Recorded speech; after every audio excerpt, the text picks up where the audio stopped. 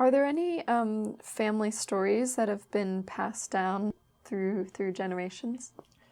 Yeah, for sure.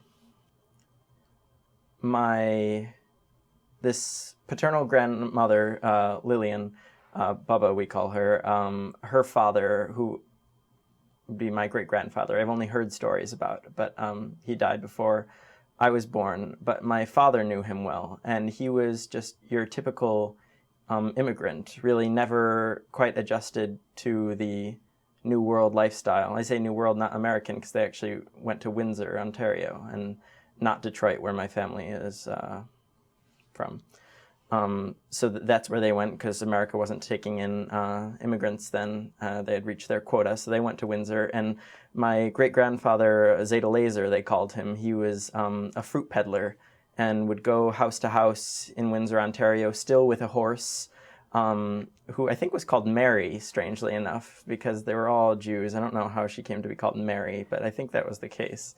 And would sell fruit and vegetables door to door, and never learned to speak English, really. My father, growing up, would have visits often with his Zeta, and they weren't really able to communicate. My dad knew how to say "was machst du," so he would always say that to my great-grandfather, and conversation would basically end there.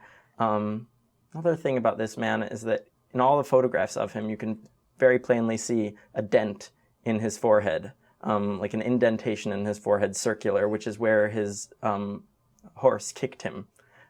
So that hoof left a permanent dent, and it's very visible in photos.